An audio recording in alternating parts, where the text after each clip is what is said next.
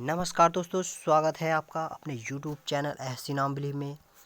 दोस्तों, इस वीडियो में हम आज डिस्कस करेंगे एक मोस्ट इम्पॉर्टेंट टॉपिक जो कि है आपका सिंथेटिक फाइबर्स एंड प्लास्टिक, जिसको हम लोग हिंदी में बोलते हैं संश्लेषित रेशे और प्लास्टिक। जिससे आपका 1 नंबर का क्वेश्चन, ये बहुत ही इम्पोर्टेंट टॉपिक है, तो आप इसको बहुत ही मन लगा के देखिएगा और वीडियो को बिना स्किप करते हुए लास्ट तक देखिएगा, क्योंकि मैं आपको इस वीडियो में प्रत्येक क्वेश्चन का जो पूरा डिफाइन करके बताऊंगा कि उस क्वेश्चन से कितने क्वेश्चन बन सकते हैं और कितने क्वेश्चन एग्जाम में पूछ सकते हैं। तो चलिए बिना देर किए हुए करते हैं स्टार्ट। अगर आपने अभी तक मेरे चैनल को सब्सक्राइब नहीं किया है तो कृपया करके सब्सक्राइब कर ले। तो चलिए वीडियो को स्टार्ट करते हैं। तो सबसे पहला जो क्वेश्चन है वो हमारा कह रहा है, एक बहुलक छोर इकाइयों से बना होता है जिन्हें कहते हैं। और सब इससे पहले आपको बता दूं कि इस वीडियो में मैं आपको हिंदी और इंग्लिश दोनों में कराऊंगा। ठीक है, मैं हिंदी में यहाँ पे लिखा है तो इसका मैं आपको इंग्लिश बता दूंगा, जिससे जो इंग्लिश वाले स्टूडेंट हैं उनको कोई दिक्कत ना हो। इसीलिए मैंने इंग्लिश और हिंदी दोनों इसमें इंक्लूड किया हुआ है। यहाँ लिखा नहीं हुआ है, लेकिन मैं आपको बोल दूंगा कि कैसे कैसे इंग्लिश में पूछ सकते हैं, यानी किस किस का इंग्लिश है जो आप समझ सकते हैं। ठीक है, तो चलिए करते हैं स्टार्ट। जो पहला जो क्वेश्चन है, एक बहुलक छोर इकाइयों से बना होता है जिन्हें क्या कहते हैं, यानी जो पॉलीमर होता है। अब इंग्लिश में जानते हैं पॉलीमर। पॉलीमर का जो होता है यूनिट क्या होता है, पॉलीमर का यूनिट क्या होता है, ये पूछ रहा है। पॉलीमर किस यूनिट से मिलकर बना होता है, तो देखिए यहाँ पे लिखा है पॉली। तो मैं आपको बहुत ही शानदार इसमें ट्रिक से बताऊंगा कि किस तरह से आपको याद करना है। तो देखिए यहाँ पे पॉली है, पॉली का मतलब क्या होता है, बहु। तो बहुलक है, तो बहुलक को सिंगल बनाने के लिए हम लोग क्या कहेंगे, मर है। मर का मतलब क्या होता है, यानी लक, यानी बहुलक की इकाई है, तो इकाई को बोलते हैं, इसको हम लोग वन मर बोलेंगे, यानी मोनोमर। तो वन को हम लोग बोलते हैं मोनोमर। ठीक है, तो मोनोमर को इंग्लिश में हिंदी में कहते हैं 1 लाख। तो इसका ऑप्शन जो होगा वो ऑप्शन बी हो जाएगा, यानी 1 लाख, यानी इसका ऑप्शन बी करेक्ट हो जाएगा।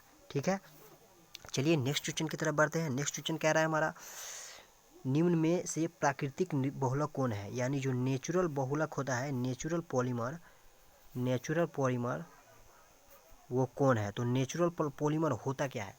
ठीक है, तो ये आप सबसे पहले जान लीजिए कि नेचुरल पॉलीमर क्या होता है, यानी जो पॉलीमर से, यानी जो प्राकृतिक है, ठीक है, जिसको हम लोग नहीं बनाया है, तो वो होता है नेचुरल, यानी जो नेचुरल रूप से पाया जाता है। तो नेचुरल रूप से क्या क्या पाया जा सकता है, तो वो जूट नहीं पाया जा सकता है, क्योंकि जो जूट होता है वो जूट को इंग्लिश में जूट ही बोलते हैं। तो जूट हमारा किससे प्राप्त होता है, तो जूट जो है वो, जूट जो है वो पादप पादप रेशे है, यानी जो पादप से प्राप्त होता है, पेड़ पौधे से प्राप्त होता है और पेड़ के तना से प्राप्त होता है। और ऊन जो है, ऊन किसी से प्राप्त होता है, ऊन है वो, ऊन जो है वो हमारा क्या से प्राप्त होता है, वो भेड़ बकरी से प्राप्त होता है। ठीक है, और तो इसका ऑप्शन जो होगा नेचुरल होगा, यानी ये सभी हो जाएगा, यानी दो का ऑप्शन इसका डी करेक्ट हो जाएगा। ठीक है, तो आप इसको देख लीजिए, यहाँ पे डू का ऑप्शन डी करेक्ट होगा। चलिए नेक्स्ट क्वेश्चन की तरफ बढ़ते हैं। नेक्स्ट क्वेश्चन कह रहा है, जंतु रेशे का उदाहरण है, यानी जो क्रिएचर्स फाइबर, क्रिएचर्स फाइबर क्या होता है, यानी क्रिएचर्स फाइबर का उदाहरण क्या हो गया। तो क्रिएचर्स फाइबर देखिए क्या क्या होता है। तो क्रिएचर्स फाइबर में हम लोग जानेंगे, यानी जो जंतु से प्राप्त होता है वो क्या क्या प्राप्त होता है, वो ऊन होता है और रेशम होता है। तो ऊन क्या चीज़ से प्राप्त होता है, ऊन भेड़ से प्राप्त होता है, और रेशम क्या चीज़ से प्राप्त होता है, रेशम कीटों से प्राप्त होता है। तो इसका ऑप्शन क्या हो जाएगा, देखिए यहाँ पे सी दिया हुआ है रेशम, तो रेशम इसका ऑप्शन करेक्ट हो जाएगा। और एक होता है पादप रेशे। ठीक है, तो आप पादप रेशे भी जान लीजिए क्या होता है, यानी रेशे, रेशे का मतलब होता है फाइबर। फाइबर दो प्रकार का होता है, एक होता है पादप रेशे यानी प्लांट फाइबर, एक होता है जंतु रेशे यानी क्रिएचर्स फाइबर। तो फाइबर को डिफाइन कैसे करेंगे, तो फाइबर क्या होता है, एक पतले तंतु के लंबे धागे होते हैं, यानी जो धागा होता है जिससे हम लोग बहुत सारे, जैसे कपड़े, रस्सियाँ और कालीन, स्वेटर, यानी काला काला स्वेटर, ये सब बनाते हैं, उसको हम लोग रेशे बोलते हैं, यानी फाइबर बोलते हैं। तो फाइबर दो प्रकार के होते हैं, पादप रेशे और जंतु रेशे। पादप रेशे आपका हो गया ये कौन कौन, तो पादप रेशे में कपास हो गया, कपास से हो गया, जूट से हम लोग बनाते हैं। और जो जंतु रेशे यानी जो पादप से प्राप्त होता है उसको हम लोग पादप रेशे बोलते हैं। तो कपास क्या चीज़ से प्राप्त होता है, तो कपास का अपना पौधा होता है। जूट क्या चीज़ से प्राप्त होता है, जूट का भी अपना पौधा होता है, इसीलिए इसको पादप फाइबर बोलते हैं। और जो जंतु फाइबर है, जंतु फाइबर में हो गया कपास और ऊन। तो ये जान लीजिए कि दो हो गया, तो मैंने आपको बता दिया। तो इसी तरह से मैं आपको हर एक क्वेश्चन में बहुत सारे ऐसे क्वेश्चन बताऊंगा जो आपको नहीं मालूम होंगे। तो चलिए अगला क्वेश्चन देखते हैं। अगला क्वेश्चन है हमारा चौथा है, निम्न में से कौन पादप स्रोतों से प्राप्त नहीं होता है। तो पादप स्रोतों से प्राप्त क्या क्या होता है, तो क्या क्या होता है पादप स्रोतों से प्राप्त, तो वो जूट होता है और कपास होता है। तो इसका ऑप्शन, और रबर भी प्राप्त होता है, रबर का एक अपना वृक्ष होता है, वृक्ष से प्राप्त होता है, और जिसको हम लोग लेटेक्स बोलते हैं, ठीक है, लेटेक्स बोलते हैं। रबर से प्राप्त होता है लेटेक्स। तो केवल ऊन जो है वो भेड़ से प्राप्त होता है, यानी ये जंतु रेशे हैं। तो ये ऑप्शन डी करेक्ट हो जाएगा।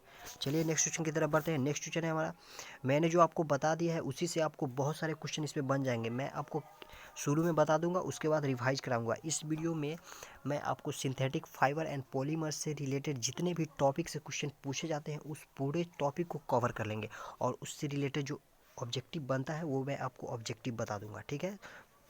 चलिए नेक्स्ट क्वेश्चन देखते हैं। नेक्स्ट क्वेश्चन कह रहा है, कपास के पौधे का वह भाग जिसके कपास के रेशे प्राप्त होते हैं। तो कपास के रेशे किससे प्राप्त होते हैं, तो कपास बॉल से प्राप्त होते हैं।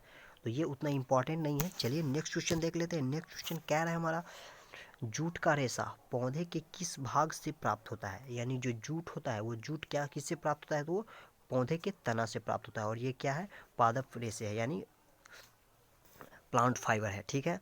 तो ये हमारा क्या चीज़ से प्राप्त होता है, तना से प्राप्त होता है। चलिए नेक्स्ट क्वेश्चन देख लेते हैं। नेक्स्ट क्वेश्चन कह रहा है, संश्लेषित संश्लेषित रेशों के लिए प्रमुख स्रोत है। तो संश्लेषित रेशे के लिए प्रमुख स्रोत क्या हो जाएगा, तो वो प्रोटे रसायन होता है, ठीक है। इसका ऑप्शन सी करेगा। और प्रोटे रसायन होता क्या है, तो प्रोटे रसायन पेट्रोलियम का एक मिश्रण होता है। यानी जो पेट्रोलियम पेट्रोलियम कौन कौन होता है, तो पेट्रोलियम, पेट्रोल, डीजल, केरोसिन, इस सब को हम लोग पेट्रोलियम बोलते हैं। तो पेट्रोलियम को के ही द्वारा हम लोग संश्लेषित रेशे बनाते हैं, यानी सिंथेटिक फाइबर बनाते हैं।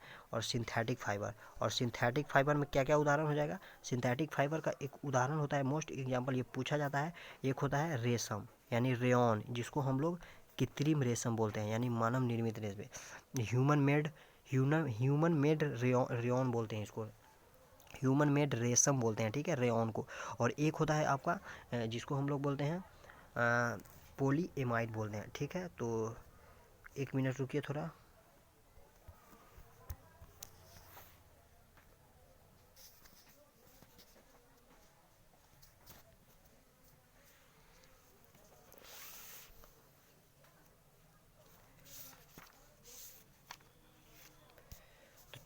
कुछ प्रॉब्लम आ गया था जिसके कारण मैं यहाँ पे मैंने स्टॉप कर दिया था। चलिए करते हैं स्टार्ट फिर से।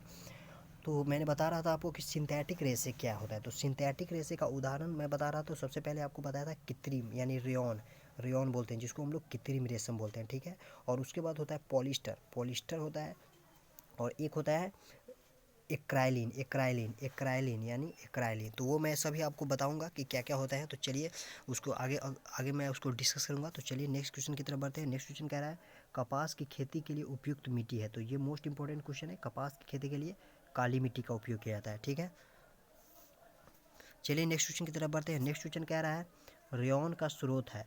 तो रेयॉन का स्रोत क्या क्या हो जाता है, तो रेयॉन जो आपका जो होता है, रेयॉन को क्या बोलते हैं हम लोग, रेयॉन को हम लोग कृत्रिम रेशम बोलते हैं। तो ये क्या किस से बनता है, तो ये बांस से बनता है, जिसको हम लोग लुगदी बोलते हैं, यानी बम्बू बोलते हैं, ठीक है। बम्बू माने क्या होता है, बांस। तो ये लकड़ी का जो बांस होता है ना, उसी से बनता है, यानी रेयॉन, जिसको हम लोग कृत्रिम यानी ह्यूमन मेड रेशम बोलते हैं, ठीक है।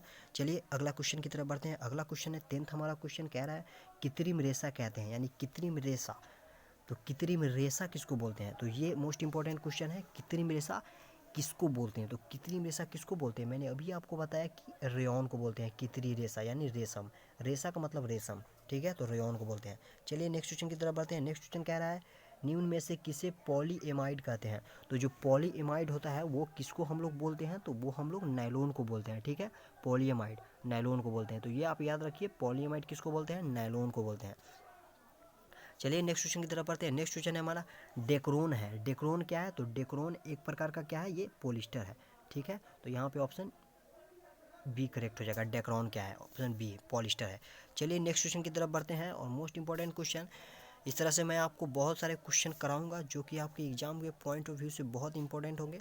अगर आपने अभी तक मेरे चैनल को सब्सक्राइब करने नहीं किया है तो कृपया करके सब्सक्राइब कर दे, और एक लाइक तो कर दे यार, क्योंकि मैं आपके लिए इतना मेहनत करता हूँ, एक लाइक तो बनता है। ठीक है, तो चलिए नेक्स्ट क्वेश्चन की तरफ बढ़ते हैं। गर्म कपड़े बनाने के लिए ऊन की जगह पर किसका उपयोग होता है? तो गर्म कपड़े बनाने में ऊन की जगह किसका प्रयोग होता है? तो वो एक्राइलिक का प्रयोग होता है। एक्राइलिक यानी एक्राइलिक का प्रयोग होता है। ठीक है, तो एक्राइलिक को ही हम लोग क्या बोलते हैं? यदि ऊन बोलते हैं, यानी कृत्रिम ऊन बोलते हैं इसको, एक्राइलिक को। ठीक है, एक्राइलिक को हम लोग कृत्रिम ऊन बोलते हैं। यानी ये है सिंथेटिक रबर है। ठीक है, ये सिंथेटिक रबर है, यानी सिंथेटिक फाइबर है। सिंथेटिक फाइबर है एक्राइलिन, और एक्राइलिन को हम लोग क्या बोलते हैं? कृत्रिम ऊन बोलते हैं। ठीक है, ह्यूमन मेड यानी ह्यूमन के द्वारा बनाया गया ऊन है। और ऊन क्या चीज़ से प्राप्त होता है? ऊन भेड़ से प्राप्त होता है। चलिए नेक्स्ट क्वेश्चन की तरफ बढ़ते हैं। पैराशूट, रस्सियाँ, ब्रश आदि के निर्माण के लिए उपयुक्त बहुलक है। तो इसका ऑप्शन क्या हो जाएगा? आपका ऑप्शन यहाँ पे डी करेक्ट हो जाएगा, नायलॉन करेक्ट हो जाएगा। ठीक है, चलिए नेक्स्ट क्वेश्चन की तरफ बढ़ते हैं। नेक्स्ट क्वेश्चन कह रहा है वह द्रव्य जिससे प्राकृतिक रबर मिलता है वह कहलाता है। तो प्राकृतिक रबर जिससे मिलता है उसको हम लोग क्या बोलते हैं? उसको हम लोग लेटेक्स बोलते हैं। मैंने पहले ही शुरू में ही ये बताया हुआ था कि जो पेड़ पौधे होते हैं, पेड़ और पौधे के छाल से क्या प्राप्त होता है? लेटेक्स प्राप्त होता है, जिससे हम उसको यानी जो प्राकृतिक रबर यानी जो नेचुरल रबर है वो प्राप्त करते हैं। नेचुरल रबर होता है वो प्राप्त करते हैं क्या चीज़ से? तो वो नेचुरल रबर होता है जिससे हम लोग प्राप्त करते हैं लेटेक्स। तो लेटेक्स से हम लोग बनता है प्राकृतिक रबर। चलिए नेक्स्ट क्वेश्चन की तरफ बढ़ते हैं। नेक्स्ट क्वेश्चन कह रहा है रबर वृक्ष का वह भाग जिससे लेटेक्स प्राप्त होता है। तो लेटेक्स क्या चीज़ से प्राप्त होता है? वो तने की छाल से प्राप्त होता है।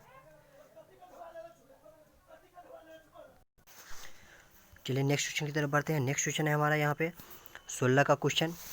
रबर यानी जो रबर वृक्ष का वह भाग है जिससे लेटेक्स प्राप्त होता है। तो ये मैंने अभी आपको बताया था, तने का छाल से होता है। चलिए नेक्स्ट क्वेश्चन देखते हैं। नेक्स्ट क्वेश्चन कह रहा है संश्लेषित रबर का उदाहरण है, यानी जो सिंथेटिक फाइबर है, सिंथेटिक फाइबर है उसका उदाहरण क्या क्या है? तो उसका उदाहरण होता है बूना एन, बूना एस और नियोप्रीन, यानी ये सभी। ऑप्शन डी करेक्ट हो जाएगा। चलिए नेक्स्ट क्वेश्चन की तरफ बढ़ते हैं। नेक्स्ट क्वेश्चन कह रहा है रबर के बलनीकरण के लिए उपयुक्त तत्व है। तो रबर के बलनीकरण के लिए कभी भी ये दिख जाएगा तो आप इसको सल्फर मारिएगा। ठीक है, तो और सल्फ़र कितना होता है? 3 से 5% होता है सल्फ़र, जिसको हम लोग बलनीकरण बोलते हैं रबर का। यानी जो नेचुरल रबर होता है उससे हम लोग सिंथेटिक रबर बनाते हैं। कितना? यानी 340 केल्विन पर उसको गर्म करके हम लोग नेचुरल रबर को सिंथेटिक रबर में कन्वर्ट करते हैं, और उससे हमारा क्या बन जाता है? जो होता है रबर का बल्वीकरण, यही यानी ये प्रक्रिया होता है जिसमें हम लोग सल्फ़र का प्रयोग करते हैं, वो 3 से 5% होता है। तो चलिए नेक्स्ट क्वेश्चन की तरफ बढ़ते हैं। ये क्वेश्चन मैंने आपको बता दिया है 19 का क्वेश्चन। 20वां क्वेश्चन देख लेते हैं। निम्न में से कौन बल्वीकरण रबर का उपयोग नहीं है? तो इसका जो उदाहरण है यानी इसका जो प्रयोग किया जाता है वो चप्पल बनाने में, गुब्बारा में और खिलौना, यानी ये तीनों में प्रयोग किया जाता है। केवल वस्त्र बनाने में इसका प्रयोग नहीं किया जाता है। और क्यों इसका किया जाता है? क्योंकि ये बल्वीकरण है, बहुत आसानी से टूट जाता है, जिसके कारण खिलौने जो होता है बच्चे का वो बहुत जल्दी टूट जाते हैं। चलिए नेक्स्ट क्वेश्चन की तरफ बढ़ते हैं। नेक्स्ट क्वेश्चन कह रहा है प्लास्टिक रेसे से भिन्न है क्योंकि प्लास्टिक क्या होता है? तो वो सदैव हल्की होती है। तो प्लास्टिक क्या होता है? हल्का होता है। इसमें विभिन्न आकारों में ढाला जा सकता है, इसको आराम से ढाला जा सकता है। उसके बाद सी ऑप्शन है पारदर्शी होता है, यानी ऑप्शन डी करेक्ट हो जाएगा इसका। तो चलिए नेक्स्ट क्वेश्चन की तरफ बढ़ते हैं। नेक्स्ट क्वेश्चन कह रहा है हमारा ताप सुघट्टे प्लास्टिक का उदाहरण है। यानी ताप सुघट्टे का मतलब क्या हो गया? थर्मोसेटिंग। तो आपको बता दूं कि प्लास्टिक दो प्रकार का होता है। एक होता है थर्मोप्लास्टिक यानी ताप थर्मोप्लास्टिक होता है, और एक होता है थर्मोसेटिंग। यानी थर्मोप्लास्टिक को बोलते हैं हिंदी में ताप सुघट्टे, और थर्मोसेटिंग को हिंदी में बोलते हैं ताप दृढ़। तो ये ताप सुघट्टे यानी थर्मोप्लास्टिक। तो थर्मोप्लास्टिक का उदाहरण क्या हो गया? तो थर्मोप्लास्टिक होता क्या है? तो यानी वे बहुलक जिसको हम लोग गर्म करने पर वह मुलायम बन जाता है, और उसको पुनः जो उसको ठंडा करेंगे तो वह अपने आकार में आ जाएगा। तो इसका उदाहरण क्या क्या हो गया? पॉलीथीन हो गया, इसका पॉलीस्टाइरीन हो गया। तो ये इसके उदाहरण हो गए। तो चलिए इसके आधार पर मैं आपको इसको क्वेश्चन का आंसर बता देता हूँ। यानी ताप सुघट्टे प्लास्टिक थर्मोसेटिंग प्लास्टिक क्या होता है? तो वो रेयॉन होता है, पीवीसी और लाइनोल बेकेलाई। तो ऑप्शन डी करेक्ट हो जाएगा। ठीक है, तो इसका ऑप्शन 22 का यहाँ पे देख लीजिए आप अपना, 22 का डी करेक्ट हो जाएगा। सॉरी, जो यहाँ ये थर्मो जो यह अगर ये रहता थर्मोसेटिंग रहता तो बेकेलाइट हो जाता। और यहाँ पर पूछ रहा है ताप सुघट्य यानी थर्मोप्लास्टिक, तो वो आपका पीवीसी पॉलीविनाइल क्लोराइड हो जाएगा। ठीक है, तो चलिए नेक्स्ट क्वेश्चन की तरफ बढ़ते हैं। ताप दृढ़ प्लास्टिक होती है यानी थर्मोसेटिंग पूछ रहा है क्या, तो थर्मोसेटिंग ऐसा प्लास्टिक होता है जिसको हम लोग गर्म करेंगे तो वह मुलायम नहीं होता है, और मुलायम नहीं होता है लेकिन फिर भी उसको कन्वर्ट कर सकते हैं। और उसका उपयोग क्या क्या चीज़ में किया जा सकता है बनाने में, तो वो आपका बनाने में किया जा सकता है। जैसे हम लोग क्या क्या इसको बना सकते हैं, यदि बर्तन बना सकते हैं, प्लेट बना सकते हैं, विद्युत उपकरण, प्लग स्विच जो घर में बने रहते हैं उसको हम लोग बना सकते हैं। तो इसका ऑप्शन क्या हो जाएगा, ऑप्शन ए यानी एक बार इसको ढाले जाने पर गर्म मुलायम नहीं होती है, यानी ये ऑप्शन सही है। उसके बाद देख लेते हैं, बार बार अलग आकार में ढाली जा सकती है, गलत है ये, क्योंकि ये टूट जाता है। किसी भी आकार में ढाली जा सकती है यानी सी, केवल सी हो, यानी डी हो जाएगा। ए और सी दोनों इसका आंसर करेक्ट हो जाएगा। तो चलिए नेक्स्ट क्वेश्चन की तरफ बढ़ते हैं, और नेक्स्ट क्वेश्चन है हमारा 24वां क्वेश्चन है। तो चलिए यहाँ पे देख लेते हैं, और क्वेश्चन 5 क्वेश्चन बच गया है जिससे इस टॉपिक से रिलेटेड है। तो क्वेश्चन कह रहा है ताप दृढ़ प्लास्टिक का उदाहरण है यानी थर्मोसेटिंग प्लास्टिक का उदाहरण क्या है, तो वो बेकेलाइट हो जाएगा। और एक और इसका उदाहरण होता है, इसको हम लोग बोलते हैं मेलामाइन। ठीक है, मेलामाइन। और ये इंग्लिश और हिंदी दोनों सेम होता है, तो ये कंफ्यूज मत होइए कि ये हिंदी में लिखा है और मैं आपको इंग्लिश में बता रहा हूँ। तो बेकेलाइट और मेलामाइन दोनों हिंदी और इंग्लिश सेम होता है। और दृढ़, तो मैं ताप दृढ़ को क्या बोलते हैं, तो थर्मोसेटिंग प्लास्टिक बोलते हैं। तो चलिए नेक्स्ट क्वेश्चन के देखते हैं। निम्न में से बहुपयोगी पदार्थ कौन है, तो बहुपयोगी पदार्थ मेलामाइन होता है। तो ये आप याद रखिए, इसको हम लोग क्योंकि यह ताप का कुचालक होता है, इसीलिए इसका प्रयोग बहुत कुछ इससे बना सकते हैं। तो चलिए नेक्स्ट क्वेश्चन की तरफ बढ़ते हैं। नेक्स्ट क्वेश्चन कह रहा है हमारा बिजली के स्विच तथा प्लग बने होते हैं, तो बिजली के स्विच तथा प्लग किसका बना होता है, तो वो आपका 26 का क्या हो जाएगा, वो बेकेलाइट यानी बी ऑप्शन करेक्ट हो जाएगा, बेकेलाइट का बना होता है।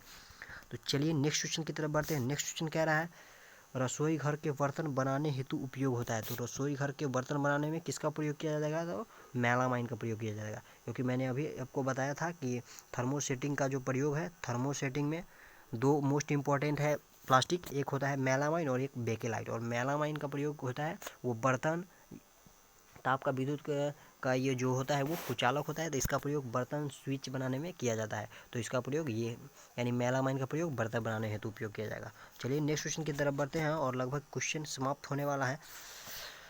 चलिए ये क्वेश्चन कह रहा है टेफ्लॉन किसके लिए उपयोगी नहीं है, टेफ्लॉन, तो टेफ्लॉन किसके लिए उपयोग नहीं होता है, ये नॉन स्टिक पैन इसके लिए उपयोगी हो सकता है, आयरन प्लेट के लिए, बरसाती के लिए इसका प्रयोग नहीं कर सकते हैं। ठीक है, तो 28 का ऑप्शन डी करेक्ट हो जाएगा। चलिए नेक्स्ट क्वेश्चन की तरफ बढ़ते हैं। नेक्स्ट क्वेश्चन कह रहा है हमारा लेंस, खिड़की की कांच आदि बनी होती है, तो ये किस चीज़ की बनी होती है, तो ये पर्सपेक्स को बने होता है। ठीक है, और ये पर्सपेक्स होता क्या है, तो ये पर्सपेक्स एक प्रकार का पॉलीमर है जिसका जो मोनोमर होता है वो क्या होता है, मेथिल मेथ एक्राइलेट।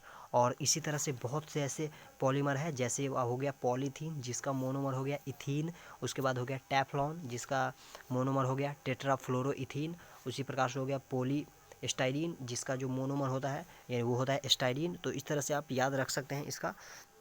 और जो लास्ट क्वेश्चन है वो कह रहा है पॉलीथीन एक एकलक है, यानी पॉलीथीन का मोनोमर क्या है, मोनोमर क्या है पॉलीथीन का, तो पॉलीथीन का मोनोमर क्या हो जाएगा, इसमें पॉली हटा दीजिए इथीन, तो इसका देखिए एथीन इसका आंसर हो जाएगा। तो इसी तरह से मैंने आपको यहाँ पे इस चैप्टर का पूरा अच्छे से रिवाइज करा दिया है, तो आप खुद से भी इसको सॉल्व करें, एक 2-4 बार देखें तो आपको ये क्वेश्चन एकदम कंप्लीट हो जाएगा ये चैप्टर, और इससे कोई भी क्वेश्चन पूछेगा तो आप उसको आसानी से बता देंगे। तो चलिए वीडियो को इसी तरह से समाप्त करते हैं, मिलेंगे आपसे नेक्स्ट वीडियो में, तब तक के लिए हैव अ नाइस डे, मन लगा के पढ़ते रहिए और चैनल को सब्सक्राइब करना ना भूलें, क्योंकि मैं आपके लिए इतना मेहनत कर रहा हूँ तो आपका इतना फर्ज तो बनता है कि चैनल को सब्सक्राइब कर दें। Thanks for watching.